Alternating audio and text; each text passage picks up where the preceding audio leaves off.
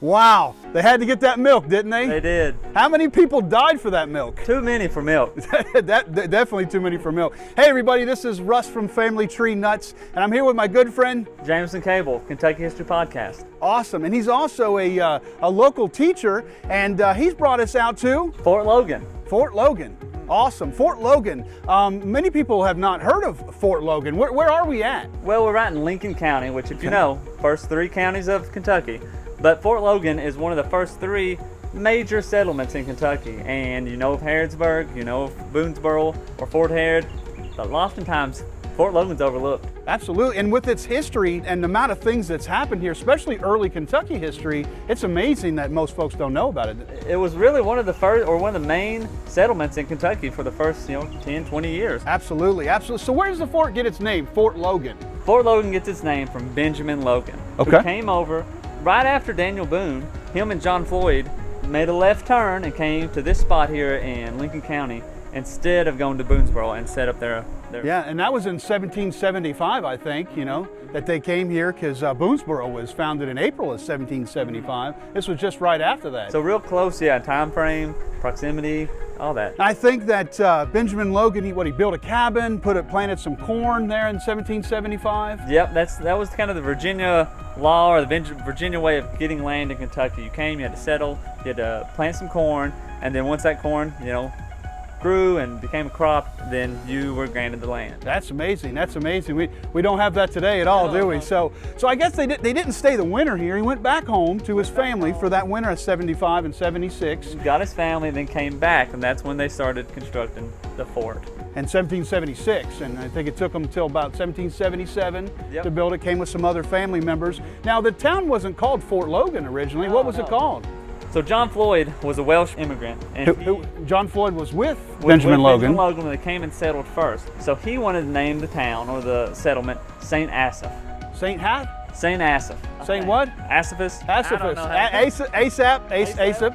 Yep, kind of thing. So they named it after St. Asaph, who was the patron saint of Wales. Yes. Floyd was a Welsh immigrant, I think. So, so St. Asaph. So in 1779, Virginia does grant Benjamin Logan 400 acres here in Kentucky, and I guess the courthouse was actually in what, Harrodsburg? Yeah. Or Fort Harrod? Yeah. So the courthouse was in Fort Harrod, and Benjamin Logan went over and offered, petitioned, however you want to say it, for them to move the courthouse to Fort Logan. And he had to offer up some land, but he also had to meet some requirements. You know what the requirements were? There was some requirements to have the courthouse, you said, right? Yes, for the courthouse. Well, I guess that's probably like you gotta, I don't know, have good flat land or something like that to build a building on, or? I'm sure that's part of it, but the main thing was you had to have a jail, you had to have a building for the courthouse. Okay. Most importantly, you had to have a tavern. You had to have a tavern, okay. So those 3, they got their priorities there, and those 3 things kind of go together, with jail and tavern and courthouses, I guess, right?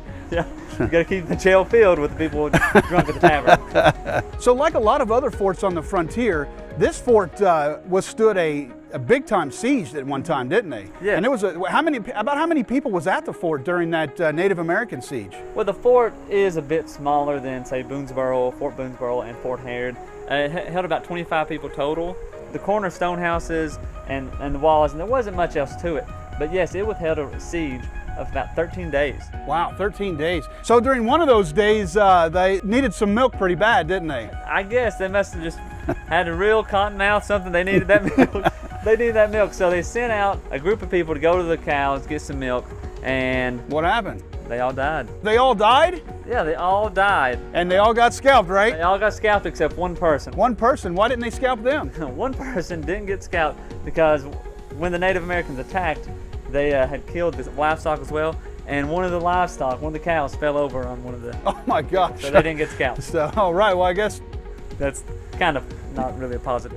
That's a unique story there for sure, isn't it? So, hey, you didn't get scalped, but you got squished by a cow, so... Yeah. And a lot of people don't realize that Kentucky out here on the frontier had a major role in the American Revolution, and this fort had a little bit of role in that too, didn't it? Yeah, so British officers had gathered up and teamed up with the Native Americans, and they were attacking relentlessly on the western front of the Revolutionary War. At one time they had captured British Colonel Henry Hamilton, and they actually brought him to Fort Logan for a time.